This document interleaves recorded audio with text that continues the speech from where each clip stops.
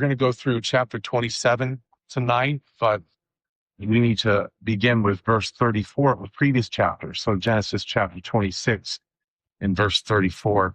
Let's put it up there on the screen and pick up where we left off last week. Last week, as you may remember, we saw the birth of Jacob and Esau, and then we had the misadventure of Isaac down in the desert in the Gerar region, where he repeats some of his father's mistakes. And, that's really the only chapter in the book of Genesis that he's featured. His story is told from his point of view. Any other time he's mentioned with respect to Abraham. Abraham's kind of the center of attention.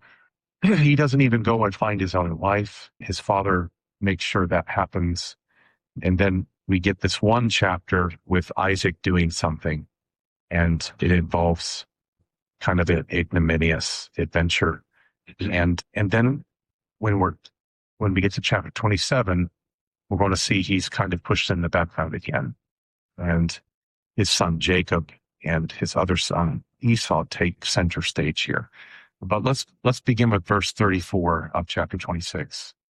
When Esau was 40 years old, he took Judith, the daughter of Birthright the Hittite, to be his wife, and Basemath, the daughter of Elon the Hittite, and they made life bitter for their parents, for Isaac and Rebekah, for his parents. All right, so Hittites is kind of like a subgroup of the Canaanites, and the Canaanites have a very low reputation in the first 5 books of the Bible. If I use the term Pentateuch, that's just shorthand for the first 5 books of the Bible. Pentateuch is an old Greek word for 5 books. And so it refers to Genesis, Exodus, Leviticus, Numbers, and Deuteronomy, those first 5 books.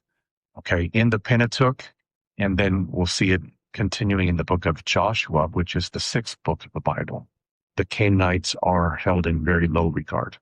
Okay, and Abraham goes to great lengths to make sure that his son Isaac doesn't marry a Canaanite.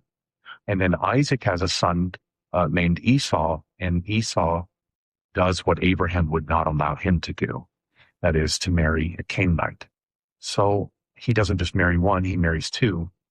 And that's a really important setup, framing for chapter 27. Okay, so we have this little note on Esau doing something that displeases the family and upsets the family and kind of changes the tradition of the family. And then we're almost going to forget about it. But when we get to the end of chapter 27, you'll see why it was there in the beginning. Okay. All right. Chapter 27, verse 1 says, when Isaac was old and his eyes were dim. I mean, again, it strikes me. We had just a few moments really of Isaac's younger days, and now he's already about to go to the grave. And one of the Hebrew scriptures way of referring to somebody who's about to die is to say his eyes are going dim. Right. So very, very often dimness of sight is associated with near death. All right. Isaac's old, his eyes are dim, so he could not see. You had no such thing as cataract surgery. You could develop glaucoma. There's nothing really that can be done about these kinds of things. So the world just kind of becomes a haze and grows dimmer and dimmer. And he knows he's about to die, probably for, among other reasons, one of them is he's virtually blind now.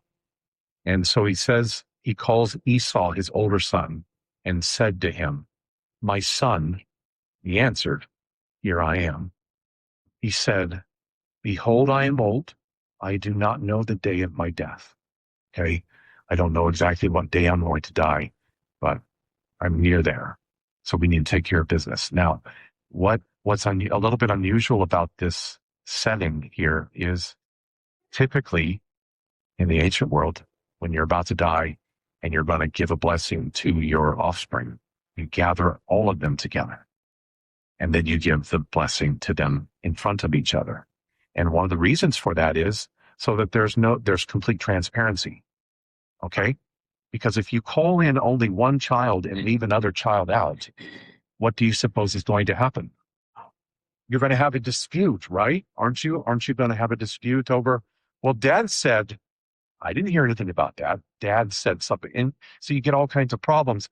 Isaac is making a really big mistake right here, whether intentionally or unintentionally. Maybe he's grown so old that he's not sharp enough to remember or think about the implications of what he's doing, but he's trying to settle affairs.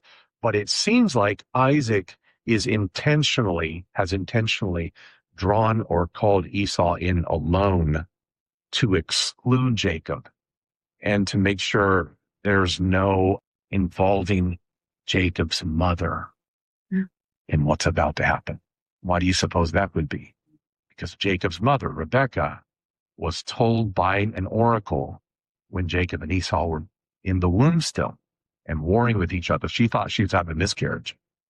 And the oracle, whether that's a prophet, I don't know. I don't know what it is. But anyway, the oracle, voice of the Lord said, there are two nations within you, and they're at war with each other, and they will always be at war with each other. But the older one will serve the younger one. Okay. And so she gives birth, and Esau is the firstborn. And then immediately afterwards, Jacob is born holding on to the heel of Esau. So she knows already the order of the future. She knows the younger one who's grasping at that heel. That was very symbolic for her. And it confirmed what she had just heard in the oracle. And this boy is going to be the one who rules the other. He's going to receive the birthright. And so now they must have surely, over the course of 40 years, because Esau's 40 or so years old now, surely over the course of that 40 years, Rebekah and Isaac had that discussion as husband and wife. Don't you think? We're not told explicitly that they had that conversation, but no, we're also not told that Rebekah hid this, kept it to herself. We're told Mary did that. She kept certain things to herself. Okay, 2,000 years later, but we're not told that. So presumably Isaac knows. I'll tell you what else Isaac knows. I like Esau. Yeah. I don't like that younger one. He's trouble. He's trouble. And we're always getting in fights, Rebekah and I, over these two boys. And she favors him. That's her son. Esau's my son. And so he seems to have made this decision to exclude Jacob on purpose. Whatever the case, we know he's made a big mistake right here. So he's called Esau in, and he's trying to get this one done without Rebekah knowing about it. But guess what? Rebekah has ears everywhere. Like what was said of Elisha the prophet later on, what you so much as whisper in your bedchamber, the prophet Elisha knows. Rebekah, she probably has spies. She has servants who attend to her husband, take care of him and feed him or whatever. And somebody must have overheard, or Rebekah was outside the tent when this was all happening, whatever. Or a servant says, something big is about to happen, and Rebekah comes running out. She's older too, and she comes running out, and she overhears the conversation that's about to happen. Okay, so here it is. I don't know the day of my death, Isaac says. All right, I want you to imagine he's lying in his bed and maybe had just the strength to sit up, or maybe to be propped up, but not all the way up, not enough. He's not sitting up enough to be able to eat anything. That's going to be important here in a few minutes. He's probably just sitting up just enough, and maybe his face is turned towards his son that he's talking to, but you have to imagine his eyes are probably frosted over with some kind of cataract. And so you're looking at a blind man with his mouth open, and his only way of sensing reality around him is through his fingers, through his sense of scent or smell and taste. So he's had that chief of all the senses taken away from him, sight. And there he is, groping, grasping, trying to settle things his way. So he's about to die. Very old voice. When you talk to somebody who's very elderly, what happens? They can't hear very well. And you would think that would make them talk louder, but they don't have the strength. They don't have the diaphragm anymore. So it's very, very chesty, very throaty, and you're trying to say something. So this is in a very quiet voice. Oh, know the day of my death. Take your weapons, quiver, your bow, go out to the field, hunt for me, prepare for me delicious food, such as I love. Bring it to me so that I may eat, that my soul may bless you before I die. Wasn't expecting that first reading. I don't understand the connection between bringing the food and then I can bless you. Other than it's very, it's very, very human. I'm hungry. I don't have much left that I enjoy in life, but there's one thing I do have left, that meat in the stew that you make. Bring it to me, and then I'm going to bless you. Isaac he's really taken by his son Esau. He was born with this oracle that was against him, but he's seen him become a very strong and powerful young man, and he seems to have gone to war for Esau over the course of the last 40 years, and this is his final attempt to solidify for the future his preference over against the world.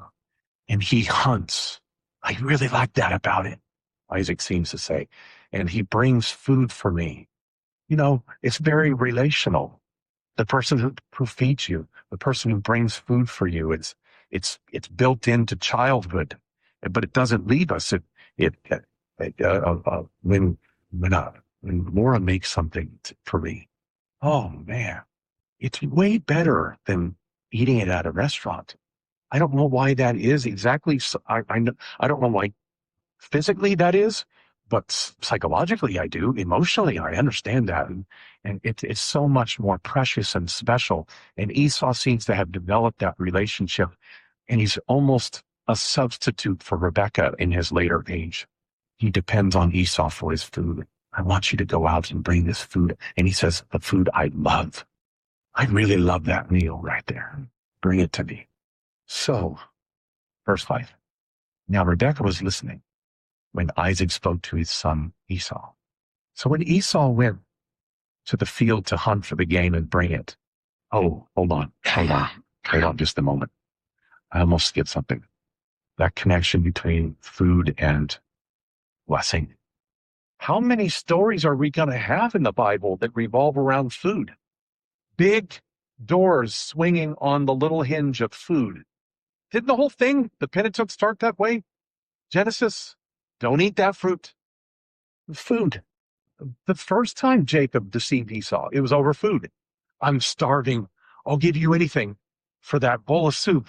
Jacob says, all right, I'm glad you mentioned that. I'd like the birthright.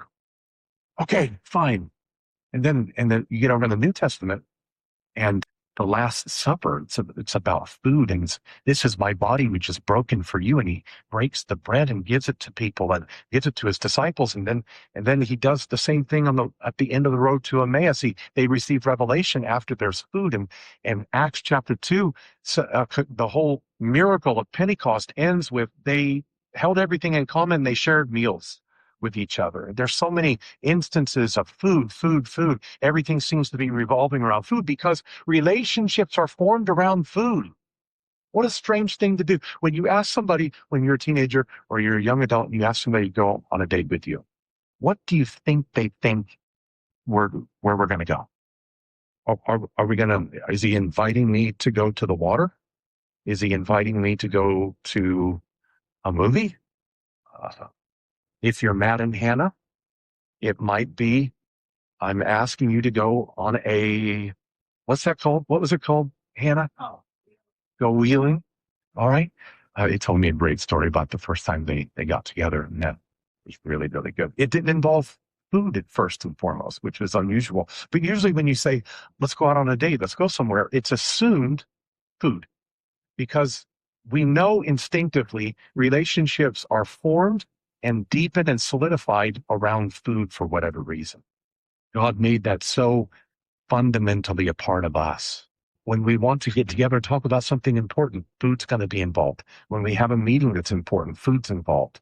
And at the end, Jesus calls us to the marriage supper of the Lamb. It's all going to end with food. It's great. It's great. The future's looking bright. It's good. All right. So, Isaac, bring me food. I'll give you a blessing. All right. Where were we? Verse 6. No, I'm sorry. I'm so sorry. 5. Now Rebekah was listening when Isaac spoke to his son Esau. So when Esau went to the field to hunt for game and bring it, Rebekah said to her son Jacob, I heard your father speak to your brother Esau. And she quotes, bring me game and prepare for me delicious food that I may eat it and bless you before the Lord before I die. Now she added the words before the Lord, which Isaac didn't say. She said before the Lord, she added that as speech, probably to convey the significance so that Jacob understands this is the blessing that you have to have. Okay, it's being done before the Lord. This is going to determine the future. All right, so she says before the Lord. Verse 8, now therefore, my son, obey my voice as I command you. Go to the flock and bring me 2 good young goats, so that I may prepare from them delicious food for your father, such as he loves. That's interesting. He asked for game, which would be a wild animal, and she's going to prepare a domesticated animal, 2 domesticated animals. You would think there would be a difference in taste, but it doesn't seem to register, as we'll see with Isaac. All right, but she's got a plan. She's very, very quick. She's the quickest person in the story. She's the most intelligent person in the book of Genesis outside of Jacob and Joseph. Those guys are really, and Rebekah's right there. All right, she says, obey my voice, go to the flock, bring 2 young goats. I'll prepare them for delicious food for your father, such as he loves. So she knows the exact recipe. Mm-hmm. You shall bring it to your father to eat, so that he may bless you before he dies. Now, Jacob has a great big advantage here, because Isaac has to go out into the forest or whatever to go hunt. There are 2 goats sitting out in the goat pen right out here. So he's got time on his side. I will say though, I was making this distinction between wild animal and goat. Between wild animal and goat, I don't know that there's all that much of a difference.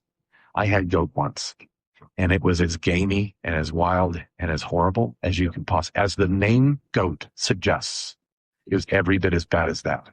So maybe there's not much of a distinction between those 2. All right. Verse 11, Jacob's got a little bit of a problem. You would think maybe it's his conscience. He's disturbed. What's dad going to think? And is dad going to be upset about this? Am I going to displease dad? That's not quite what Jacob is worried about right here. What is he worried about? Jacob said to Rebekah, his mother, behold, my brother Esau is a hairy man, and I'm a smooth man, smooth operator. Yeah. That's not what he means. Or is it? Wait a minute. Proverbs chapter 5 might be verse 1, it might be verse 3, or might be verse 13. I can't remember which. That's not it. But it's in 5. If you keep scrolling through there while I'm talking, each verse, you'll see, we'll come upon it. But the wise man is teaching his son, and he tells his son, be careful not to go to even the doorstep of the prostitute. Don't go anywhere near her. If you get close, she speaks very smoothly. Her voice is as smooth as oil. All right. So Jacob here is saying something more than he probably wishes to say about himself. Esau's a hairy man. I'm smooth. I'm smooth. Anyone remember Sade and Smooth Operator, that song? That's Jacob. He's really good.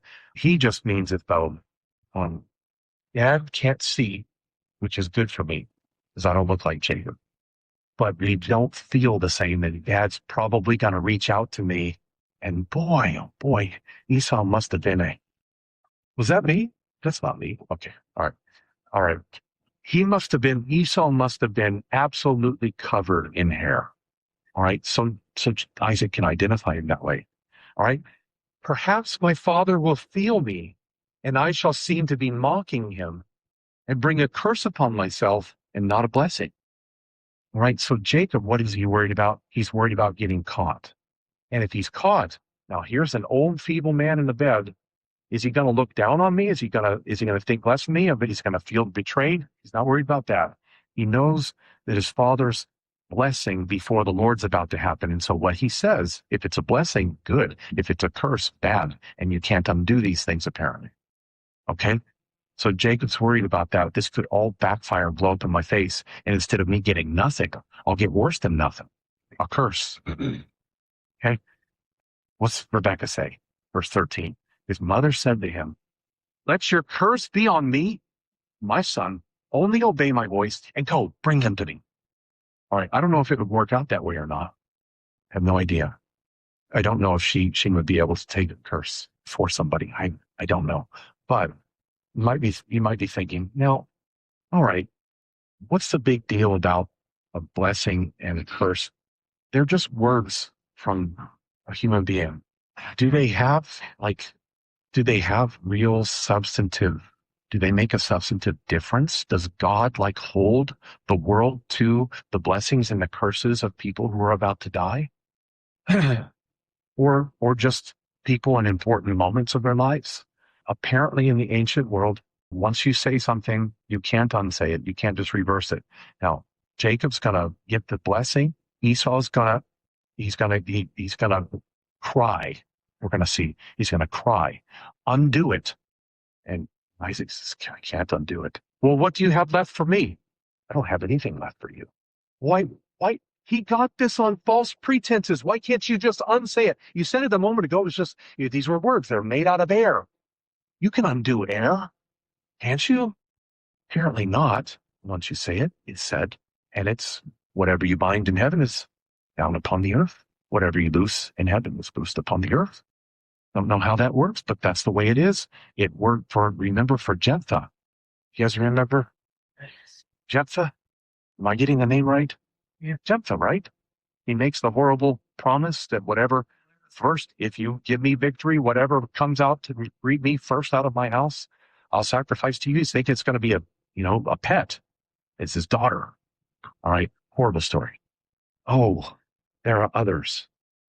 I can't remember them, but there are all kinds of stories in ancient literature. You can't seem to unsay things that are once they're said. I'm thinking right now this follows all, even into more modern times with the invention of the story of the Sleeping Beauty, right?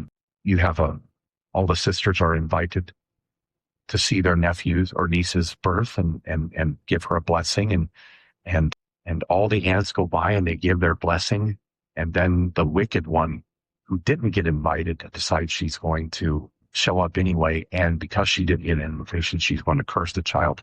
When you turn 16, you're going to touch the spinning wheel and you're going to die. And fortunately, there was one aunt that was left over at the end. She changed, somehow was able to alter it to, instead of die, sleep. But whatever the case, there seems to be this ancient superstition that once you say something, it's said, it's over. And it's probably more than a superstition. All right, as we'll see. All right, verse 14. You have to hurry. So he went and took them and brought them to his mother. That's the goats. And his mother prepared delicious food, such as his father loved. And then Rebekah took the best garments of Esau, her older son. She thinks of everything, which were with her in the house. We're going to see how fortuitous this particular little detail of the charade is. Okay. And she put those best clothes of Esau on Jacob, her younger son, and the skins of the young goat she put on his hands. And on the smooth part of, boy, Esau must have been hairy. If this is going to fool Isaac, that just seems impossible to me, but this just speaks to just exactly how covered in hair this man was. And she put the delicious food and the bread which she had prepared into the hand of her son Jacob. All right, so here he is. Here's the boy. He's got this tray of steaming hot food. It smells really good. And she baked bread too. You know how good that smells when it's fresh. All right. And so his appetite is triggered. He went into his father. The smell probably preceded him. He said, my father. Now, the last time those two words were spoken together was when Isaac was young, and he was following his father, Abraham, up the mountain. And he said, my father. And Abraham said, here I am, my son. And Isaac said, I have the wood and you have the coals, but where's the sacrifice? Last time those words, my father, were said, they were spoken in absolute blind trust. Blind trust. And now his son, Isaac's son, speaks to him, and he is hearing with blind trust again. And he said, here I am. See, the role was reversed. It's not Isaac saying, my father, and the father saying, and Abraham saying, here I am. It's now the son saying, my father. And I'm sorry, it's exactly parallel with what we had before. And, all right, let's go. Here I am. Who are you? Seen groping, reaching out. You know, the other senses become much sharper when you lose your sense of sight. Who are you? My son? Jacob said to his father, I am Esau, your firstborn. Ooh, that deception. That really hurts. According to Deuteronomy chapter 27, I think it's verse 18. Maybe try it real quick. I could be off a couple verses, but it's Deuteronomy chapter 27. There's a curse upon anyone who deceives a blind man. No. There it is. 27:18. Cursed be anyone who misleads a blind man on the road, and all the people shall say, Amen. Amen. All right. Literally taking advantage of the blind here. All right. So I am Esau, your firstborn. Why didn't he just say, I'm Esau? Or just say Esau? Surely he's worried. I was able to get the hairy arms, and I'm wearing clothes that smell like Esau, but my voice is a dead giveaway. I am Esau, your firstborn. Who is this? But he should have, you would take it, keep it really, really short, Esau. But he didn't. He's really wordy here for some reason. And I thought, that's a big mistake right there. And it proves to be a little bit of a mistake because Isaac's going to ask for more proof here in a moment. But watch when we get to when Esau comes into the room. Just hold that thought right there. I am Esau, your firstborn.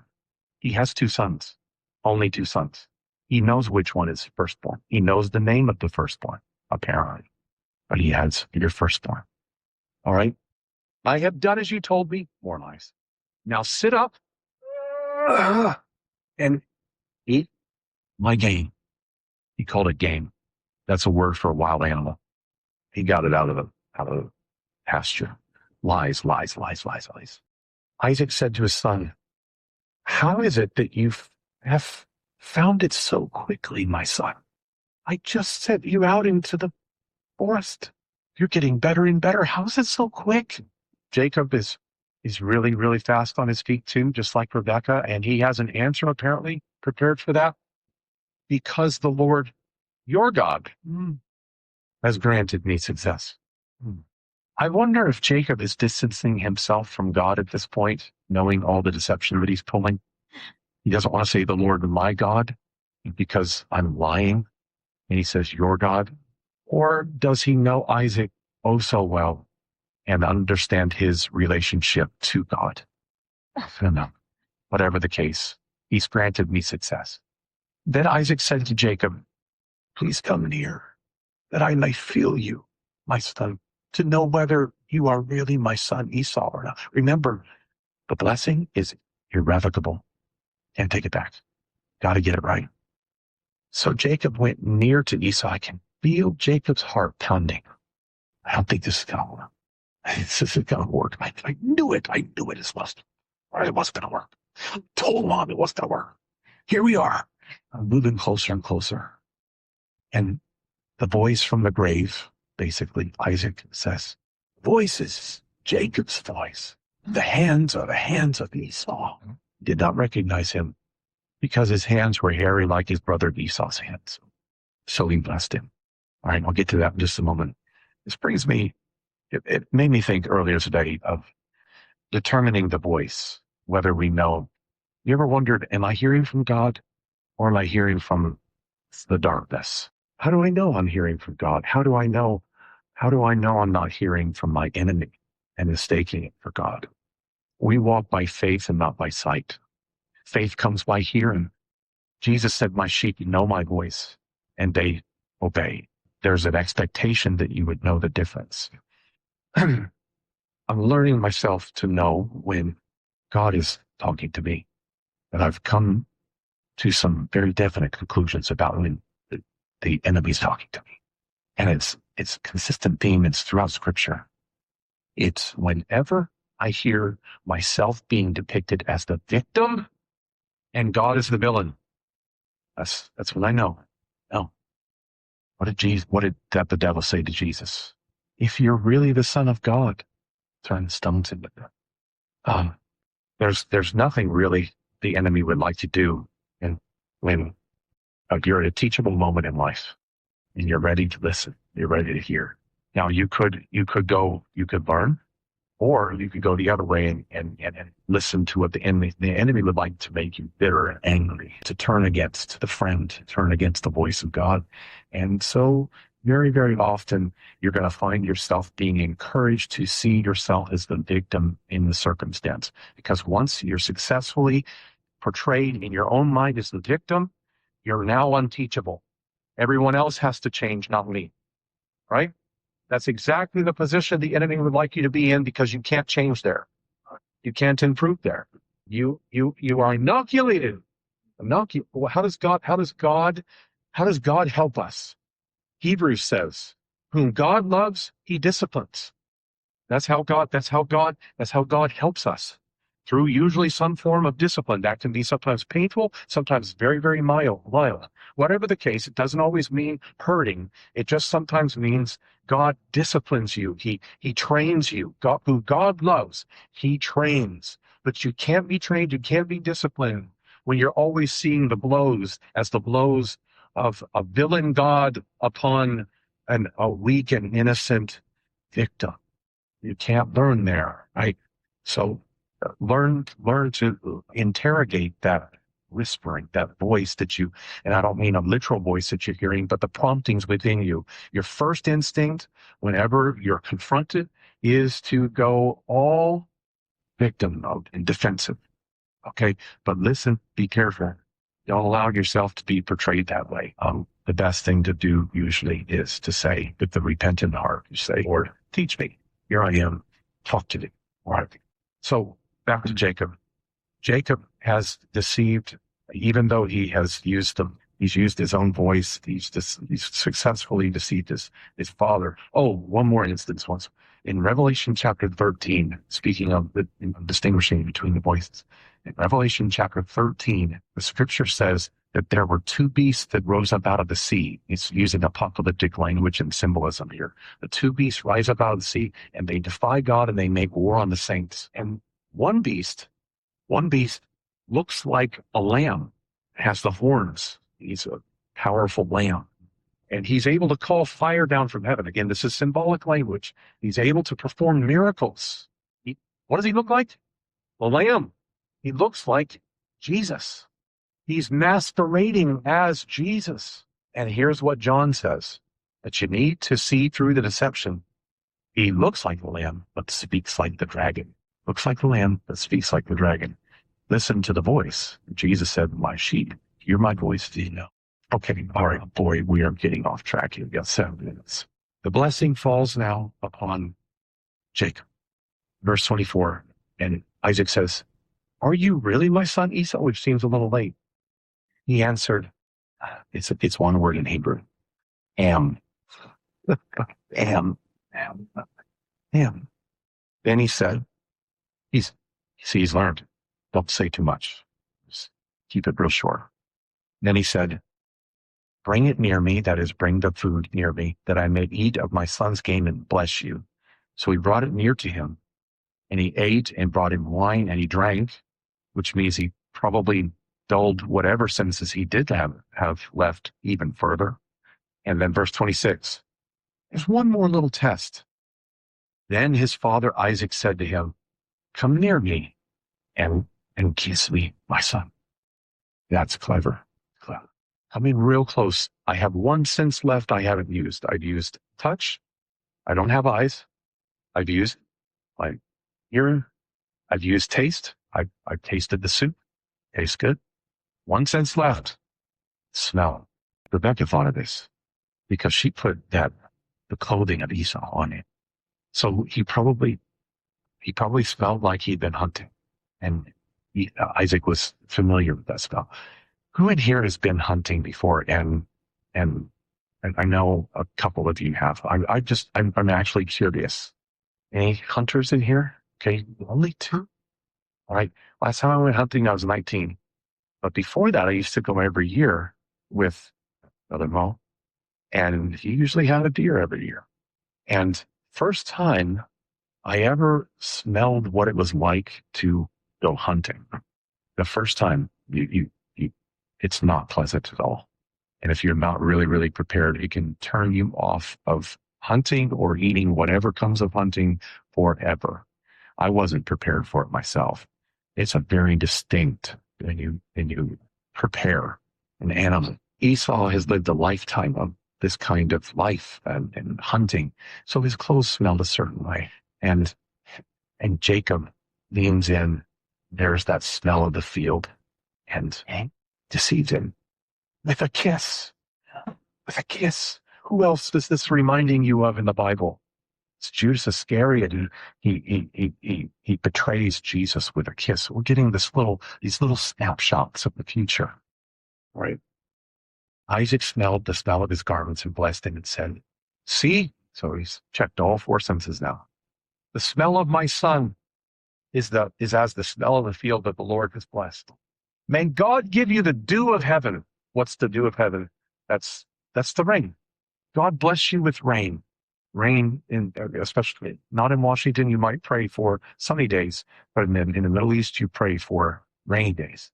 I went one time to the Jordan River, where it's believed that John the Baptist baptized, and it's just this little trickle of God. There's not much there. It's mostly just dirt and some river vegetation. That's it. Just a little tiny. It's the most disappointing thing. You think the Jordan River, you think, but this mighty great big river, and then you get there, and it's not even big enough to be muddy. It's just a trickle. And so our guide, whose name is Isaac, he says, one day I went to the Niagara Falls. Anybody been to the Niagara Falls?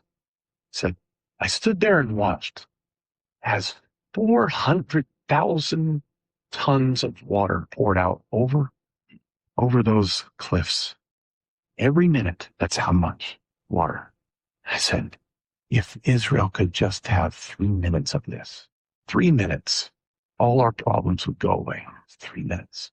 May God give you the dew of heaven. It's a prayer or a blessing that you're going to receive prosperity from heaven, the rain for the crops, of the fatness of the earth and plenty of grain and wine. Let peoples serve you and nations bow down to you. This is what he's intending for Esau, remember?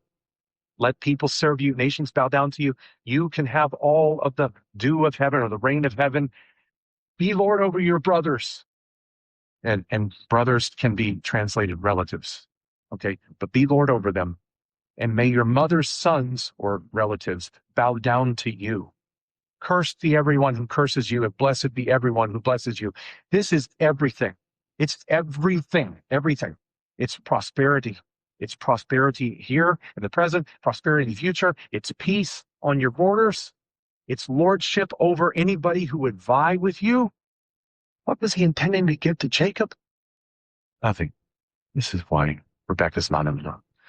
As soon as Isaac had finished blessing Jacob, when Jacob had scarcely gone out from the presence of his father, Isaac his father, Esau his brother came in from his hunting. He also prepared delicious food and brought it to his father. And he said to his father, let my father arise and eat of his son's game, that he may bless you.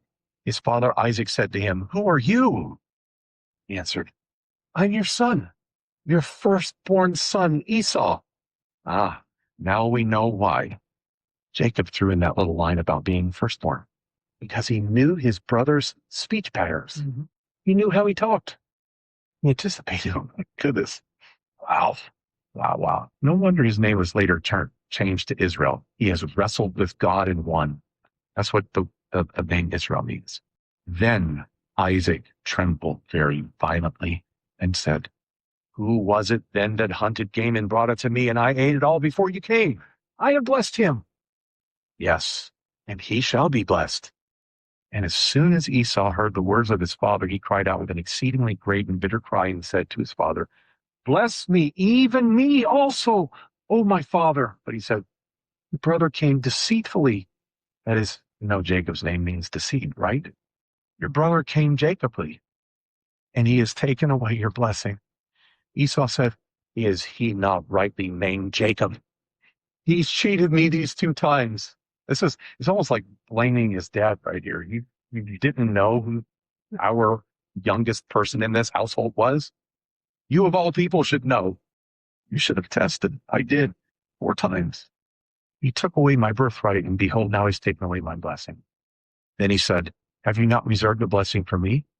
Isaac answered and said to Esau, behold, I have made him lord over you, and all his brothers I have given to him for servants. With grain and wine I have sustained him. What then can I do for you, my son? Again, this is what Isaac intended for Jacob. What then can I do for Esau? Esau said to his father, have you but one blessing, my father? Bless me, even me also, my father? Esau lifted up his voice and wept. And Isaac his father answered and said to him, behold, away from the fatness of the earth shall be your dwelling place, and away from the dew of heaven on high. This is an anti-blessing. You're going to go to very dry places. By your sword you shall live, and you shall serve your brother. But when you grow restless, you shall break his yoke from your neck. That's a prophecy that is accomplished in 2 Kings. So 1,200 years later or so, 1,200 years later, finally Edom is no longer a part of the nations of Israel.